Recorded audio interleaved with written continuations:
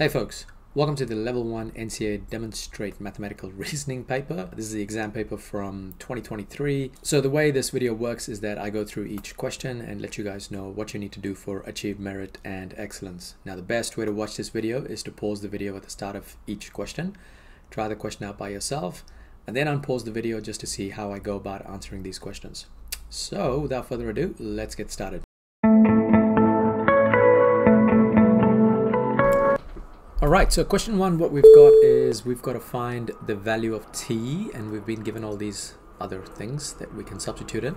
So what we're going to do is we're going to go t is equal to pi multiplied by square root of h, which happens to be 2.5. And then we've got sine of x, x happens to be 75 degrees. And then divided by g, which happens to be 9.81. Now, if you are having any of these calculators, you have to make sure that your calculator is in degrees mode for this. Now, to do that, what we're going to do is just grab the calculator here. So just go into the main run menu, and if you click on Shift Setup, you should have the angle that's going to be right there. And what we're going to do is change the angle from radians to degrees. That's probably the first step you need to be doing if you're working with any of these questions in degrees. Awesome. Now that we've done this, now we can actually do this whole question in one shot. And some people like to do it separately, but because of the way the graphics calculator is set up, you could just go pi multiplied by square root. And inside there, I might just put a fraction. So it does work there. So we're going to put that as 2.5 multiplied by sine 75. And then in the denominator, we're going to put it as 9.81. And when I click on this, I'm getting an answer of 1.55868. Now, if you look at it, they do ask you to give the answer in 4 decimal places.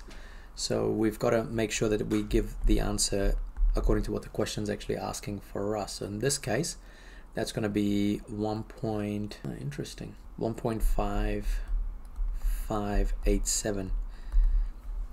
You might be wondering why I actually said that interesting part there.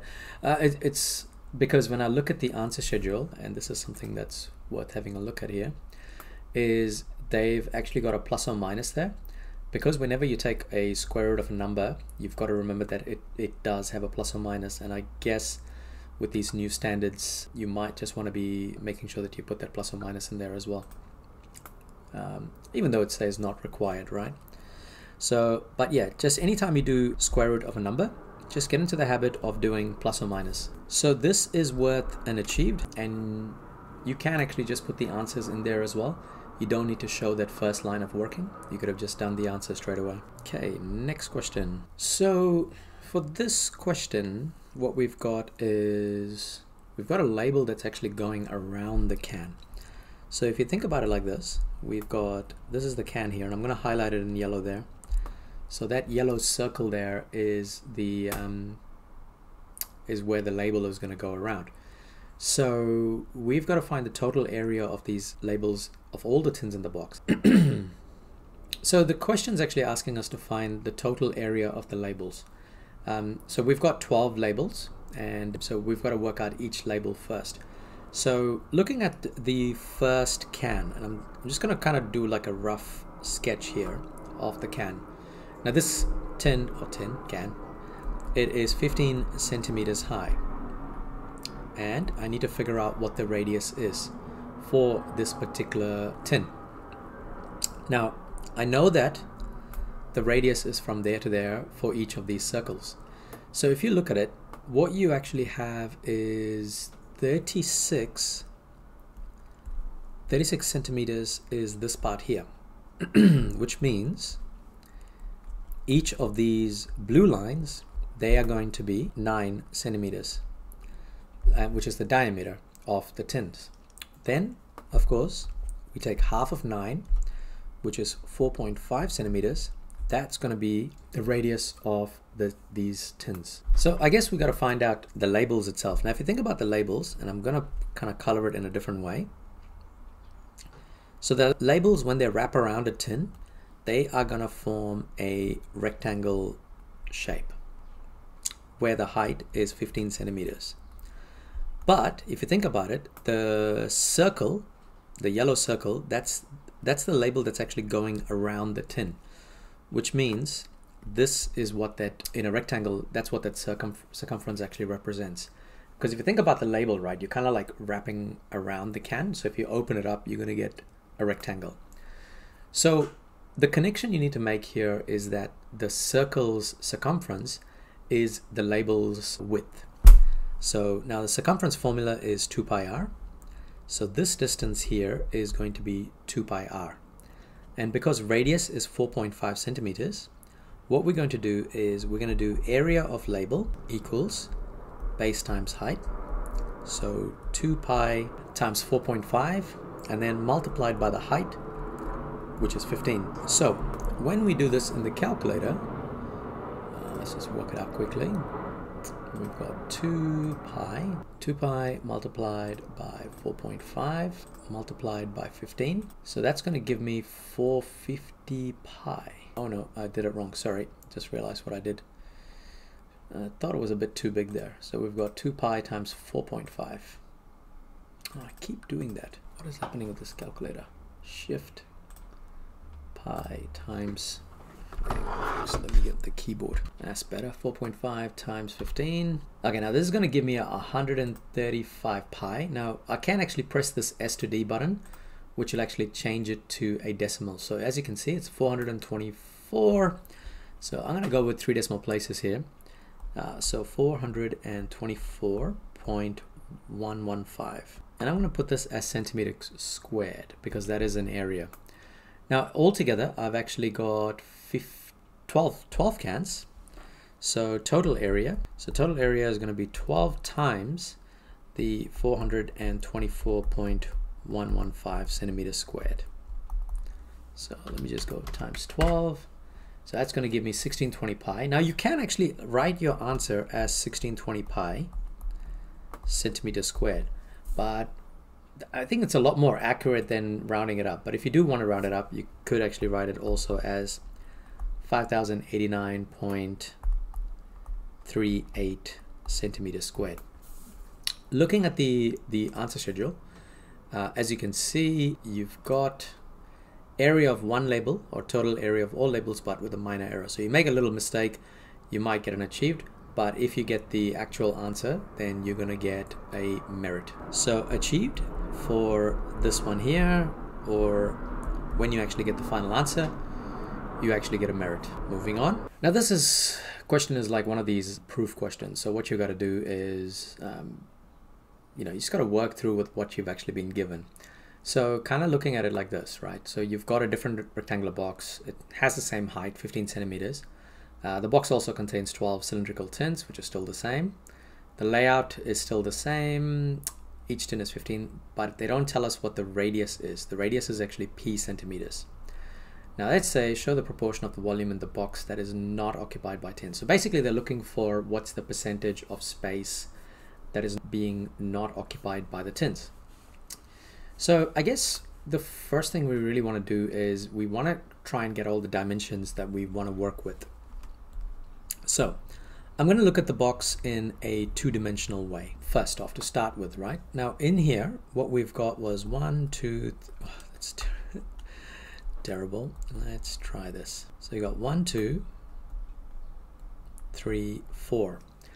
Now it says the radius is actually 2p. If the radius is 2p, sorry, not the radius is p. Yeah, radius is p. Then let's actually work out the volume of the cylinder, the tin first. Now the volume of tin is the pi r squared times the height.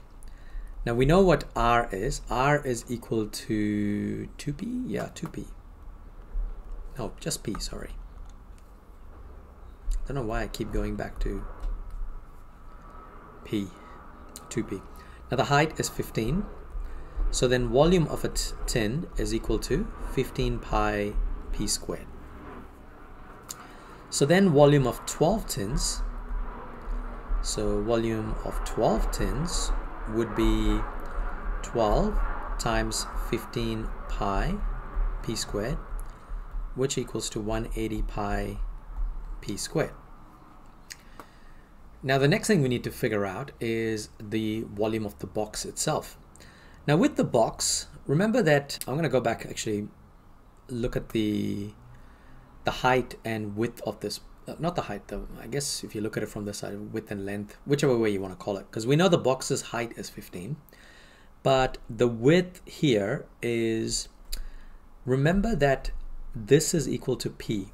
I'm going to kind of zoom in here so you can kind of have a look at it. So if you have a look at it, this distance here is 1P, and I'm going to kind of do it in different colors so you can see what's happening.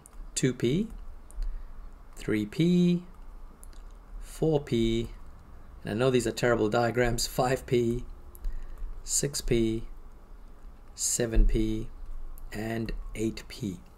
So what we can say is that length is going to be 8P because each circle is worth like 2P. The diameter is 2P. So when you have 3 circles, this is going to be 6P. Okay, so with that in mind, we can actually work out the volume of the box. Because volume of the box is base times length times height. Now, whichever way, I know some people always argue about the formulas, but all I'm just going to say is like this. If for a box, you just multiply the 3 different sides together, right? Like, so you've got your, because when you look at it in 2-dimensional, you're thinking base times height, but then when you look in 3-dimensional, you need the height. So I kind of replace it with base and length.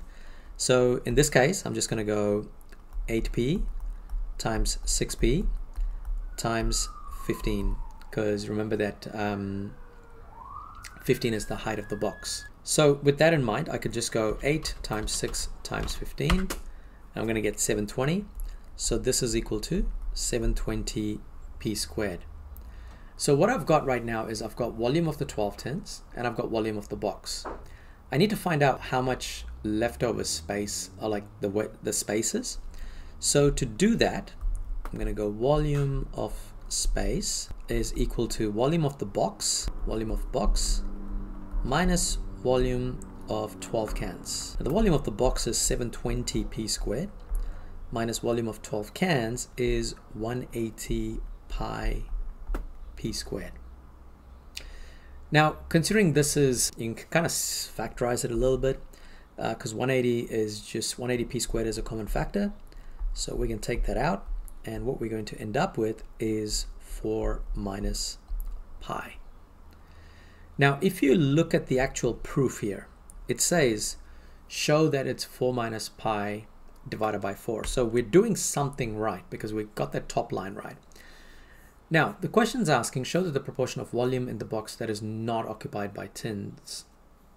All right, so to find that proportion, so we're going to go proportion space. Proportion space is going to be the volume of the space, that's the wasted space, divided by volume of the box.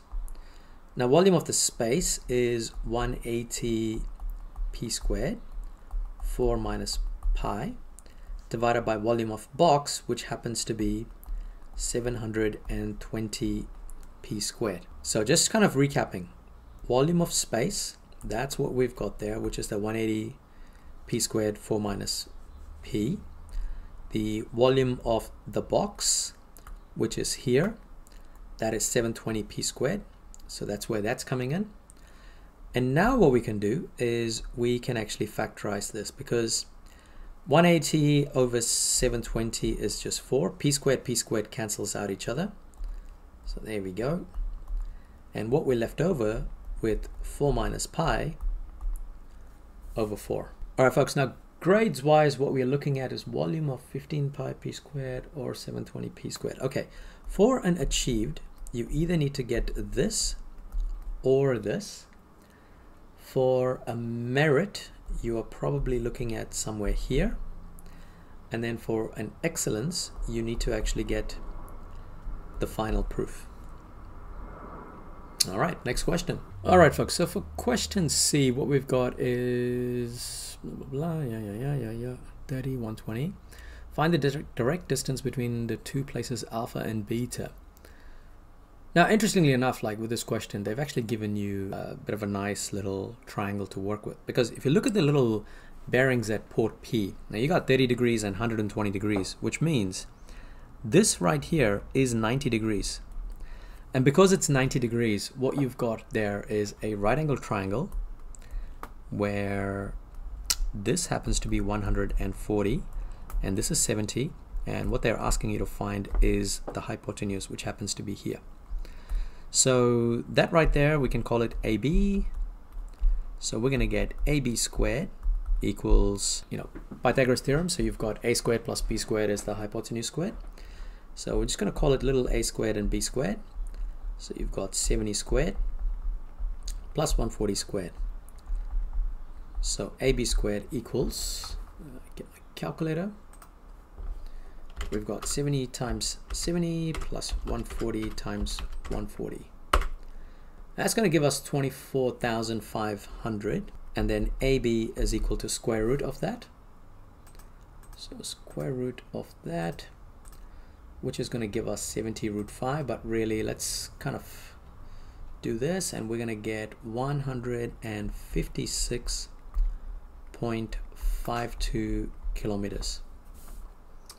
And of course, this question is actually worth just working with this question. We're going to get unachieved. All right, now looking at part 2 of this question. And of course, we're still working with that same kind of triangle there. And what we need to work out is, what do we got? Yeah, we're trying to work out the bearing of alpha from beta. Okay, that's quite interesting. But let's see how we actually do this. I think it's nice in this question they've actually given you what you need to find, which is the angle x. So I guess the first thing we want to try and figure out is, we've got the same 90 degree angle here. So let's kind of work with that first. So that's 90 degree angle. So what we can do is we can actually work out what this part of the angle is. Now, as for this one here, like, I'm going to color it in multiple colors so you can kind of see all the different things that are happening. Now, the blue angle, that's going to be 180 degrees because that is literally a flat line. The red angle is going to be 120 degrees. And the reason the red is 120 is because there are two parallel lines. So these are my two parallel lines. So there's parallel line 1, two parallel lines, and of course these two angles, because remember that this is 120. So this is 120, which means this is also 120. Alternate angles are equal. So all we now have to work out is the blue angle and then add 180 plus 120 to figure it out. So our triangle is still going to look exactly the same, where we've got 70 and 140, and we're trying to figure out what this blue angle here is. I might just call that, just for this case, I don't want to call it X. I might just call it Y, just so that it makes it easy for me to kind of label them later on. But anyway, we've got, if I want to figure out Y, this is going to be opposite, this is adjacent. So I'm going to be using the tan rule. So what I've got here is tan of Y equals opposite over adjacent. So tan of Y equals opposite, which is 70, adjacent, which is 140. So then Y is equal to inverse tan of 70 over 140. Now, again, because you're actually working with this in degrees, you want to make sure that your calculator is in degrees. Now, my calculator, because when I first started it, it's still in the degrees mode, so I should be okay.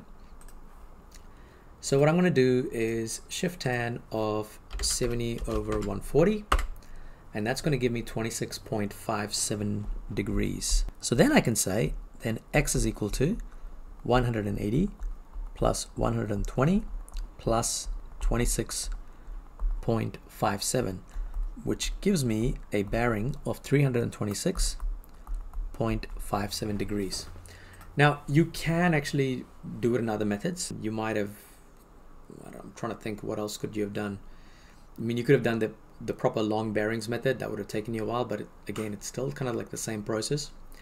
So not to worry too much about, as long as you get that particular answer. Grades wise, 26.57 is going to get you a achieved, and then correct bearing is going to get you a merit.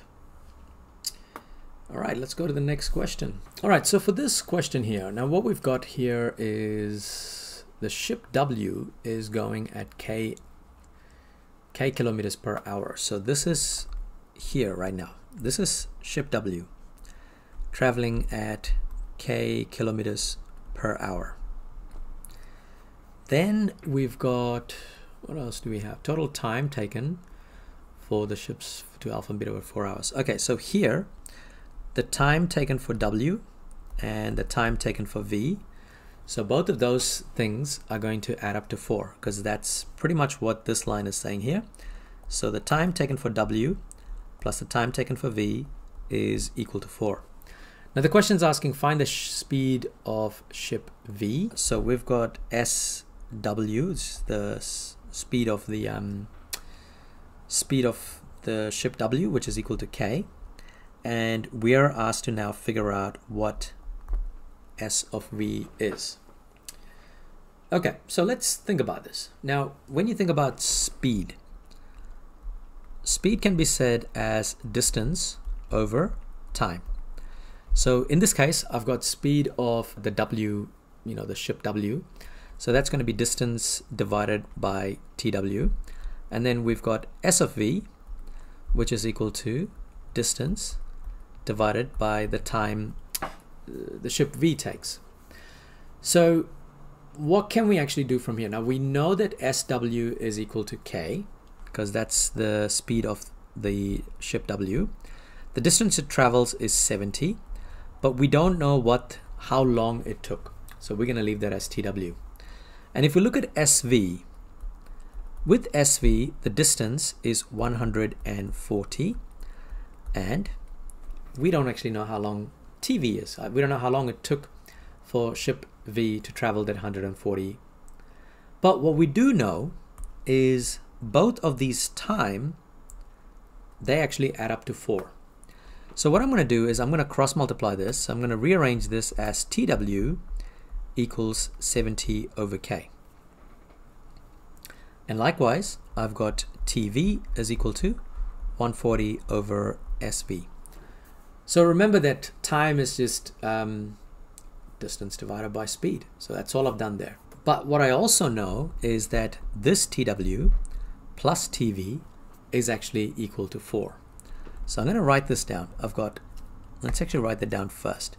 So we've got TW plus TV is equal to 4. But then 70 over K plus 140 over the speed of V is equal to 4.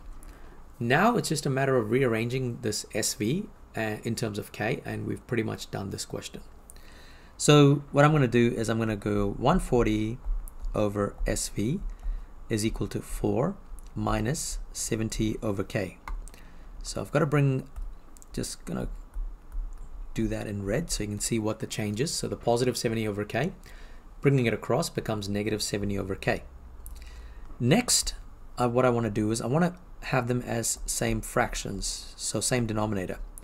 So I'm going to rewrite this as 4K over K, because remember K divided by K is just 1, so I can write it like that, minus 70 over K. Then I can rewrite them all in the same denominator, which would be 4K minus 70 over K. And at this point, remember that when you have a fraction that equals another fraction, you can flip it. And it only happens when exactly one whole fraction equals to one whole fraction. You can do that. So I'm going to rewrite this as, I'm going to just move over here. I'm going to flip it, which means SV over 140 equals 4K minus 70 over K. And then finally, I can write SV by itself, because 140 will get multiplied here with whatever this is. That's 4K minus 70 over K. No, I just realized I made a mistake there. It's like I forgot to actually flip this. This should have been K over 4K minus 70, and then K over 4K minus 70. Much better. Yeah, it's quite normal, all right? We make mistakes, and it's all right. Cool. So grades wise, expression for time for ship W or y equals 140 over 4. Okay, so I'm thinking expression for time of ship. So somewhere here, this is a 1 question. So you could actually get either this or this to get your achieved. Forming this equation gets you a merit. And then finally, the last part there is going to get you an excellence. All right, that's question 1 for us. All right, folks. So for question 2, what we've got is we've got to work out the internal angle first. And once we work out the internal angle, we can then divide it by 2 to figure out what V is. So this is what the internal angle is, the red part here. So I might just call that W, for example.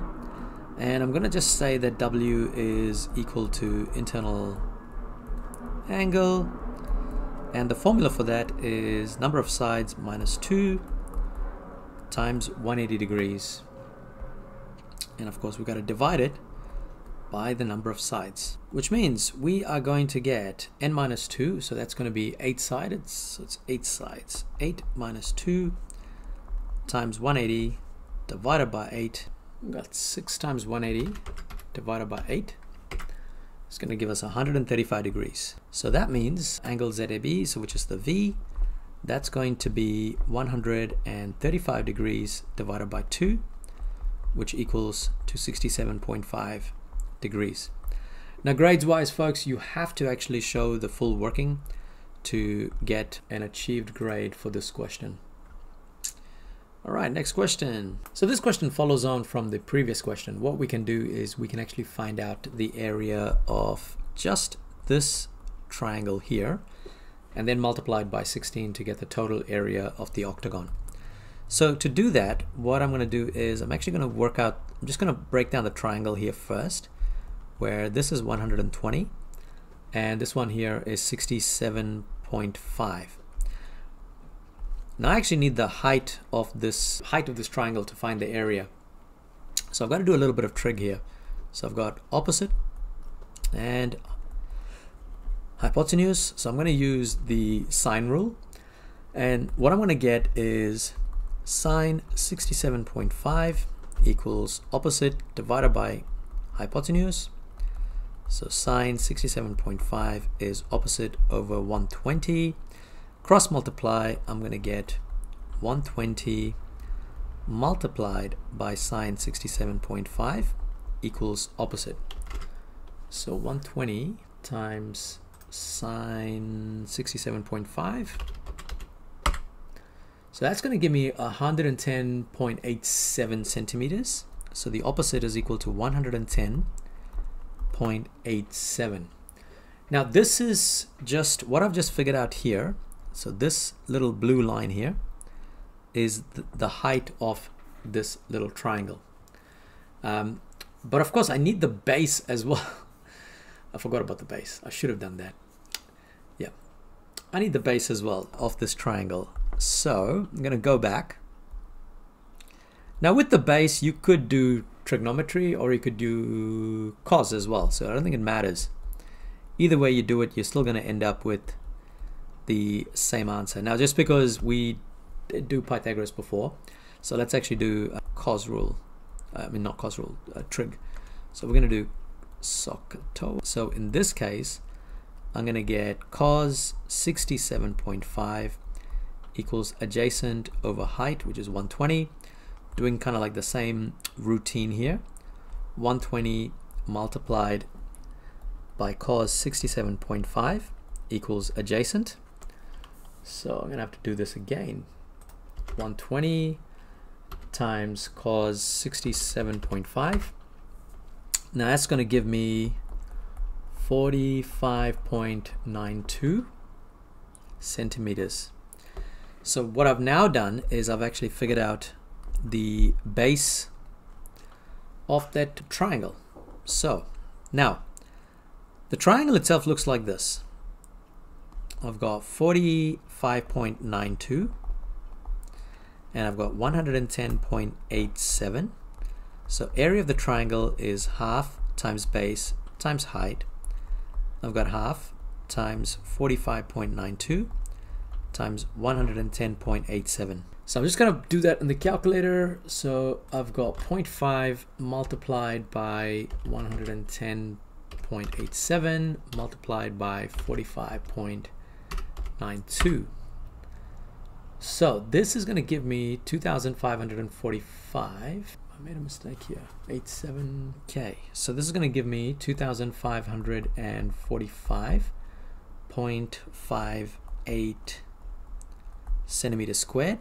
And of course I've got 16. So for octagon, I've got 16 of these triangles, which means I'm going to get 16 times 2545.58. That's roughly giving me 40,729.20. Now in the answer schedule, like, there is a couple of slight little mistakes here and there, but you know what, like with rounding errors, I don't think it's going to be like pinned too much here, because I know with the area of triangle I rounded up to 110.87. I could have stored those numbers, and I could have actually done that. Remind me in the comment section to show you folks how to do it, because I'm just kind of making this in a flow at the moment.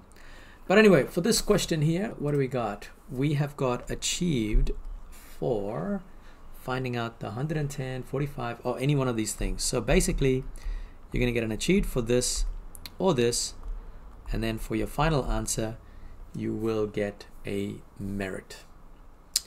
All right, moving on to the next question. Now, for this question, it is pretty much what we did in part 1 and part 2, except without numbers, and we kind of using a generalization for it. All right, so while some of you might actually panic a little bit with the amount of work that's required, the reality is that it's actually not a bad kind of question. So let's actually look at it, right? So basically, if we go back to the previous work that we did, and I guess I'm going to start from here for this question.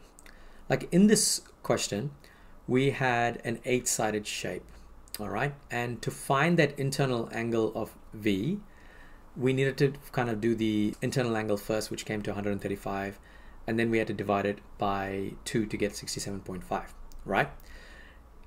Now imagine you're doing exactly the same thing, except it's not an 8-sided shape, but it's an n-sided shape.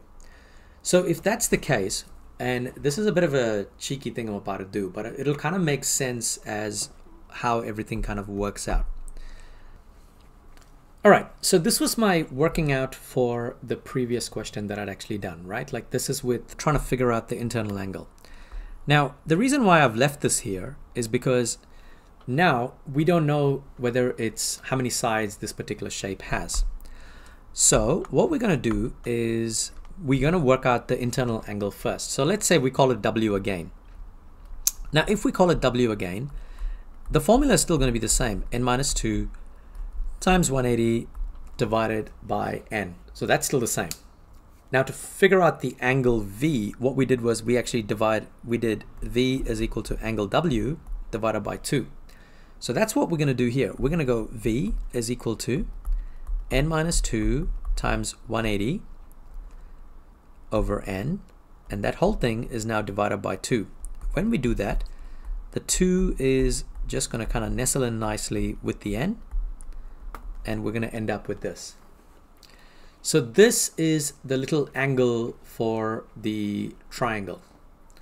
Now, what's the other thing that they say? They say that AZ is equal to P. Now, in our previous question, AZ was actually 120. So what I'm going to do here is I am going to kind of use exactly the same kind of idea. All right, and I'm sorry folks, you might need to pause and just kind of go back and forth, and I will leave my link to my notes so you can kind of have a look through as well. But basically, if I was to do that SOHCAHTOA part, remember that the hypotenuse is 120. For this question, the hypotenuse happens to be a P, because that distance AZ is equal to P. So if I was to do this, I'm going to do 2 triangles. So now I'm still going to be working with the same 2 triangles, right? But just to save space, and I know I'm going to annoy people by doing this, but just to save space, I hope everybody is happy with the idea that this is angle V. And we also know that the distance from the hypotenuse here happens to be the P, okay? Because in the previous one it was 120, in this one it's actually P. Now if you look at the actual question, the question's saying find the area of this new tabletop, giving your answer in terms of N and P. Now I know that by putting the angle V, I don't actually have an N in there, but just be patient with me as I work through this question, and it'll start making sense why I chose to do V, and then I'll substitute it at the end, okay? So what we need to now figure out is we need the height of this triangle, and we also need the base of this triangle. So if we look at this, what we've got is we've got the height, so that's, but instead of height I'm just going to put that as opposite, and this is going to be hypotenuse, and in this case this is adjacent and hypotenuse. Now remember, this is exactly what we did in the previous question, because let's go back and have a look.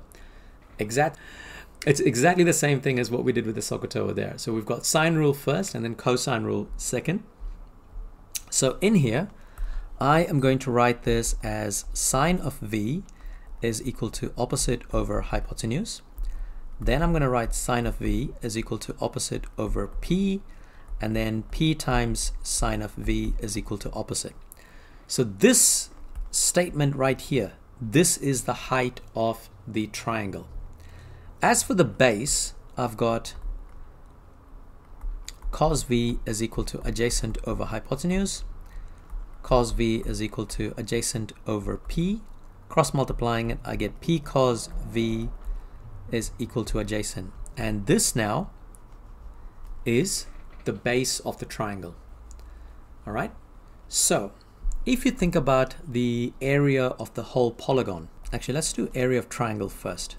So area of the triangle is equal to a half times base times height. Now our height is in purple, our base is in this light blue color, which means we're going to get half times base, which is P cos V, times P sine V. So then our area is equal to a half P squared cos V and sine V. Now this is area for that one triangle. Now let's go back to the previous question, all right, just to kind of reference it. We did, remember that yellow shaded triangle was the area of one triangle, but because it was an 8-sided shape we had to multiply it by 16, because literally we had 1, 2, 3, 4, 5, 6, 7, 8, and you get it, right? So if you have an n-sided shape, the number of triangles you're going to have in there is n times 2, because remember, 8-sided shape we've got 16. So an n-sided shape we're going to have 2n. So then we can say the area of polygon, so this is the shape, is going to be 2n times area of triangle. So we're going to get 2n times a half P squared cos V sine V. And we can rewrite this as the two 2's cancel out, and we're left over with just n P squared cos of V and sine of V. Now remember why I told you folks to kind of keep it as V. The reason is because if you look at the actual question, the question says we need to give our answer in N and P. What we've done is we've actually done it in N, P, and V. But also folks, remember this. We did say that V somewhere, where was it? Right here. We actually said that V is equal to this thing here. And that has got all of N in it. So what I'm going to then do is I'm going to rewrite this as area of polygon as np squared cos, and now I'm going to put the V in it, which is n minus 2 times 180 divided by 2n. And of course repeat that again for the next one, which is sine n minus 2 times 180 over 2n. And by doing it this way, what you're doing is you're actually saving a lot of writing that v again. Can you imagine, like, if we didn't put that, you would have had to use it here, here, here, here, and you're literally writing those same thing constantly again and again, and that's a lot of work. But by actually kind of keeping that v there and just substituting it in the very last line, you are showing what the actual proof is. Now I want to show you folks the answer sheet, and you can see why I went ahead with this particular method. Because what they did was they did do the v, but then they substituted it straight away. And by substituting it, you have to rewrite that again and again and again. And that is a waste of time. Instead, you can actually do this, keep it as a variable, and then right at the end kind of do this. So grades wise, finding an expression for v is an achieved. You could get an achieved there. Could get an achieved there. Finding an expression for ax. Could get an achieved there. For merit is this part here. Area of triangle.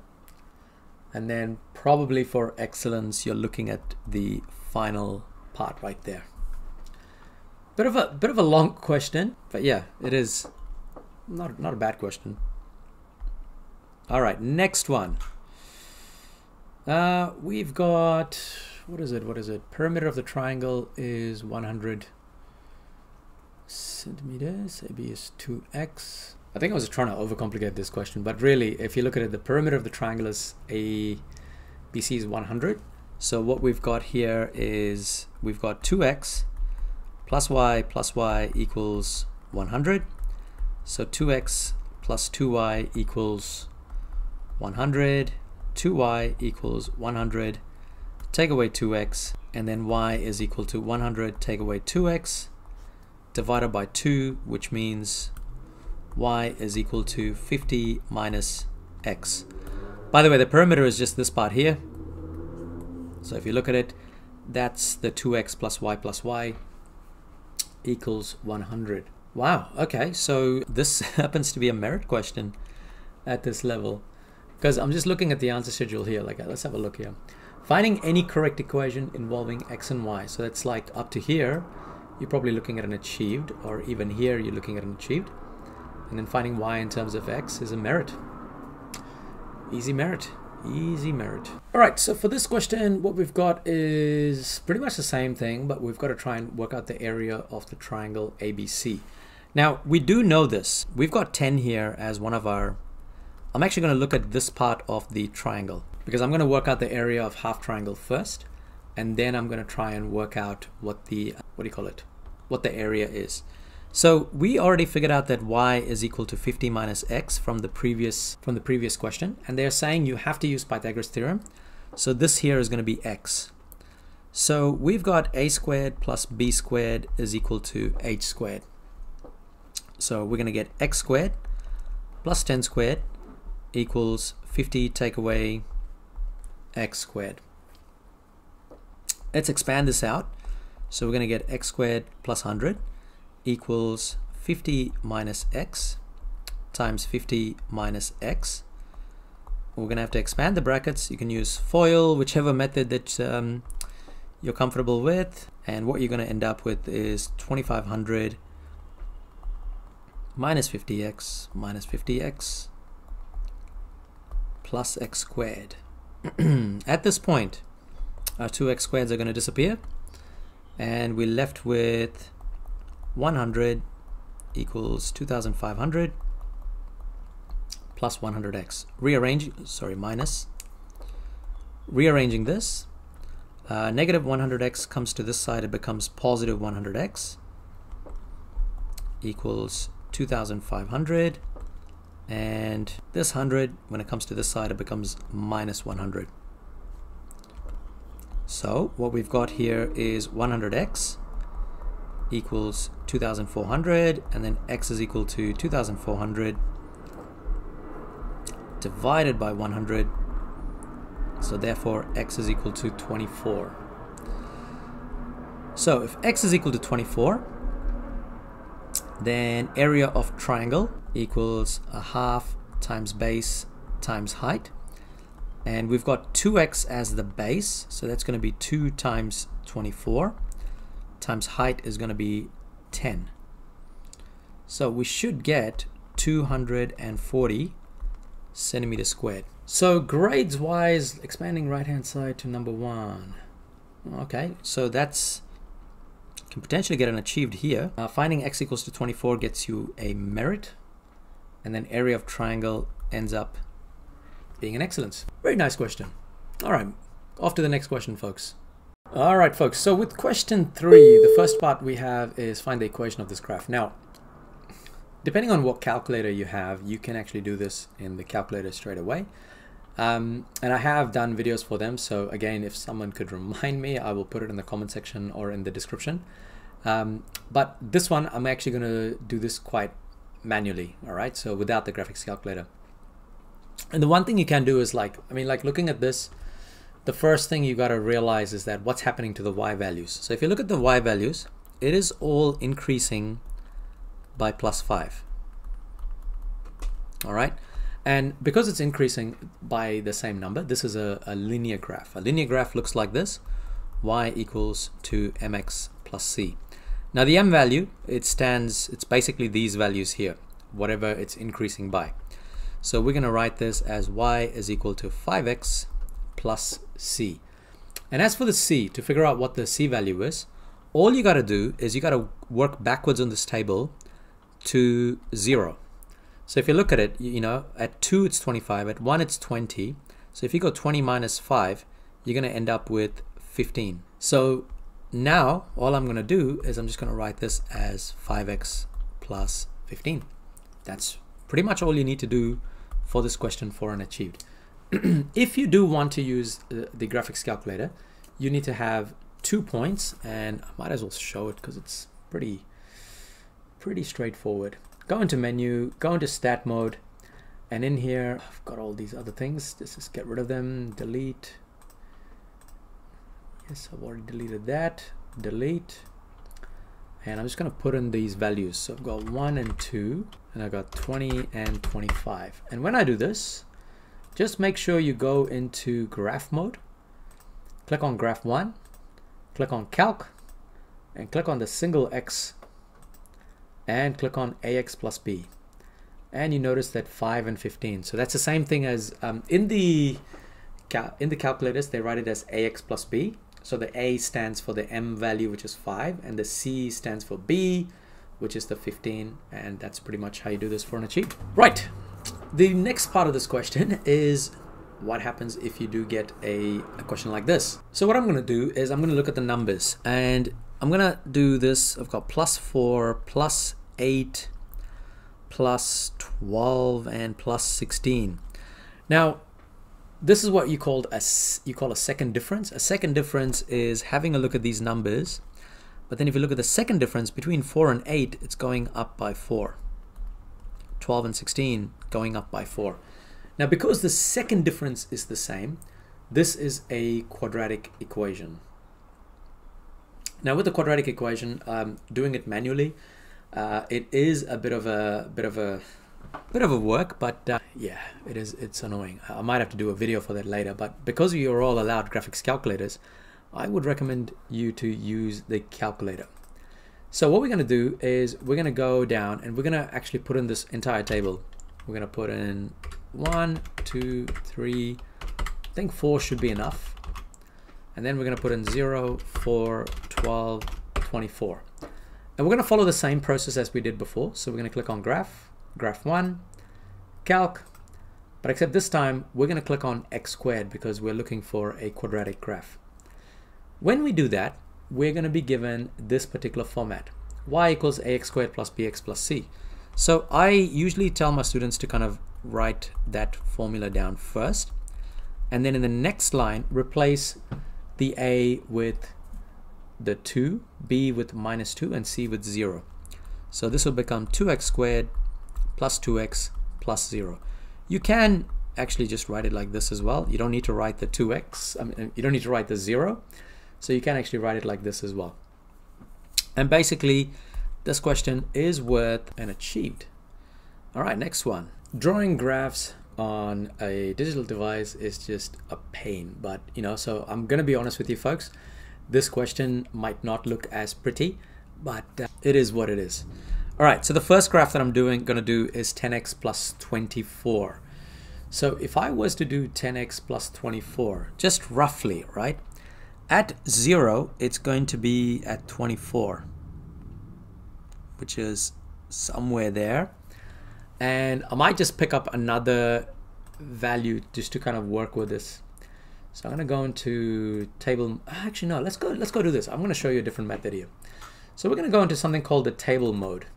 There's the table mode there. And I'm going to write in 10x plus 24. And I'm going to click on table. And as you can see, it is going to give me all the values, x and y coordinates. So at 1, it's going to be 34. 34 is going to be somewhere here. 44, 54. Okay, I think that's enough for me. I'm going to try and draw this as accurately as I can. That's not too bad. 12 times, what is it at 12? At 144. So as you can see, it's not really accurate because 144 is somewhere there, and I probably should try that line again. Let's try that line again. It's probably the best I could do, but it's always good to get like 2 furthest points, because then your straight line just ends up looking a lot better.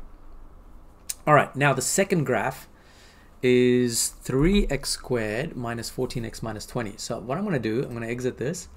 I'm going to go in here and I'm going to put in 3x squared. So 3x squared minus 14x. Always use the x under the red alpha. And then minus 120. And I'm going to hit table. Now, as you can see, this is not a pretty graph to be working with. Have I got any nice numbers to work with? Good Lord. Okay, let's change some of these numbers. Exit. Set. Now I'm gonna put this as minus 10 because that's my starting point, and my end point is positive 15. Let's do that. So by clicking on this set button, you can actually choose your x and y values.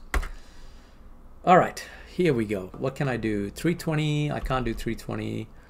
I can't do 184. I can do 125 at -7. So -7, 125 is there. Then I could do 72 at -6. 72 is roughly here. 25 at -5. So I'm still kind of just working through this. -4 is at 16. 16 is somewhere here. -51. -16, sorry. -16. That one was like, is that -16? I think it is. So here's another trick that you could do. What I should have done is I should have done it like this. I should have put this graph in here as well. Let's go 10x plus 24. At -6, do they meet? Yes. Oh no, at -4 they meet. There we go. There we go. -4 they meet. -3, it's at -51. So -3, -51, somewhere there. -2, it's at -80. -2 at -80. This is super annoying to do this. I'm not gonna lie. -1 at -103. 103 is somewhere there. 120 at 0. Come on, 131. 131. Look, I'm gonna be honest. I'm just being pedantic here. 136. 136 is somewhere here, there. 135 at 3. 128 is going to be somewhere there. At 5, -115. At 6, -96. 96 is going to be here. -71. -40. Well, that's a nice and easy one. -3. Okay, we're picking up pace now. At 9. 10 is at 40. 11 is at 89. 89, 90 there. 89 is somewhere there. 12, it's 144 and 144. Okay, as you can see, there is my parabola. So I know this was extremely painful, but this is probably the easiest way to guarantee getting an excellence. So what I'm going to do now is I'm just going to kind of try and join these terrible curves, and honestly, I'm not going to lie, it's like doing this in paper is so much more easier than a device. All right, so what did the question actually say? Use a set of axes, provide, yep, using the graph, solve the equations. So basically you have identified the two intersection points here at -4 and 12. So we can actually say x is equal to 12 and x is equal to -4 for intersection points. All right, so let's have a look at the actual answer schedule, because this is all I have. So they're basically saying accurate graph of anything, that's fine. We're going to get achieved for that, because that's a pretty, I mean, look at the beautiful graphs right there. I think we'll get an achieved for that. Both intersection points identified but not accurately. Okay, we have done that because we've actually got our two intersection, maybe we should say like this, intersection point here. I guess it's implied that we've actually identified both our intersection points identified accurately, which we've done, with evidence of use of an accurate graph. Yeah, look, I know that we actually use the table function from the calculator, as you can see, because in the calculator we can clearly see that 144, 144. And I guess this is where you got to be a little bit cheeky about these kind of questions, right? Because they're saying that you've got to actually make it show from the graph itself. Now what we've done is we've kind of cheated a little bit, because we've got the graphics calculator and we got the exact values and we actually got a beautiful graph going through there. And we've actually shown them that the intersection points are 12 and -4, which means we should be getting an excellence for this question. Love it. Nice, easy excellence question. All right, folks, let's go to the last question here. So we've got area of a trapezium here. The area is 20, and we've got to try and figure out what x is. Now, area of the trapezium, it is, what is it? Half times the height, and then a plus b, I think it is, the base, the top and the bottom added up together. So we can say area is equal to 20, which is equal to a half. The height is equal to x multiplied by a, which is 2x plus x plus 7. Now cross multiplying the 2, I'm going to get 2 times 20 equals x times, and inside the bracket here I've got 3x plus 7. So I've got 40 equals, expanding the brackets. When I expand the brackets, I'm going to get 3x squared plus 7x. And I'm going to rearrange this, so I'm going to get 3x squared plus 7x minus 40. Now, in the old algebra papers, you kind of needed to learn how to do this the manual way. But of course, now with a graphics calculator or even one of your other calculators, I think it might be able to do a quadratic. I'm not sure. I need to double check that. But we're going to go into equation. We're going to click on polynomial, which is F2.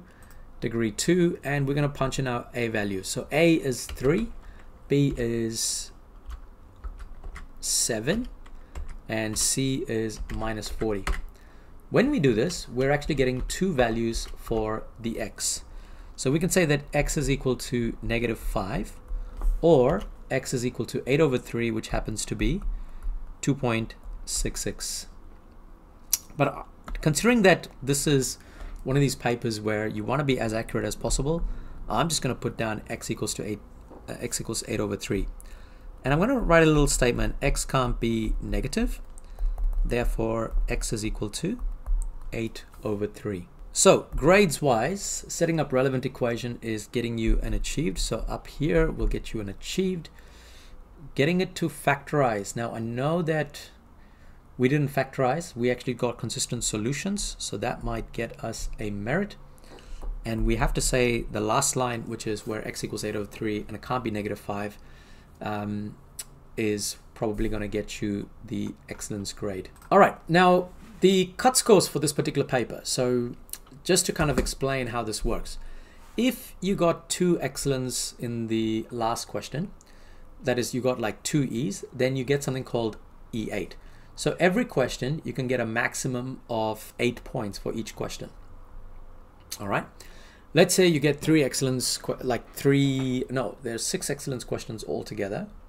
And if you get 3 of them correct in different areas, that's a bit annoying trying to explain that. So let's say question 1, right? Question 1, you get 2 excellence questions correct, but guess what? You're still only going to get 8 points for that. Ideally, you want to get 1 excellence question correct in each of them. So then you'd get 7, you'd get another 7, and another 7 to give you 21. So they add those numbers, and that's how they figure out the cut scores. So for you to get an excellence, ideally you'd want to at least get 1 excellence question correct, and then in the other ones you probably want to get like both of those merit questions correct, because then you get 2 merits, which is 2 times 6 is 12, plus 1 excellence question, which is 7, 19. So you can get 19. Like, it's weird because you can actually answer 2 excellence questions in this paper and not get an excellence, but you can answer 1 excellence question and still get excellence. Yeah, well, yeah, that's just the way how these papers actually work. So that is basically it for this video. Now, if you have any questions about these particular papers, drop it in the comment section below. And if you have other questions, my email address is there. Flick it over to me, and I should be able to try and answer some of them if I can. My best suggestion for this paper is, this is the first time I'm actually doing this paper because it is a new standard, and we're still learning a lot about what the questions could potentially look like. Now, what I will be doing is I will probably be posting some videos as we get closer to the exam, questions like this, so that you can have a little bit of practice based on these questions. Now, unfortunately, I don't have, I make up these questions based on these questions. So, sometimes it might be a bit repetitive, but it should still be good practice. Now, the other thing I'd also recommend is the old 1.2 MCAT standards. Go have a look at them, those videos. I know the standards have expired, but the content in those videos are still relevant, and the questions in those videos are still relevant for you folks. Good luck for your exams. Hey guys, that is basically it for this video. As always, don't forget to like this video, share this video, and of course subscribe to keep up with the latest content. There should be some playlists popping up. Check them out. Great revision material. And as always, thank you for watching.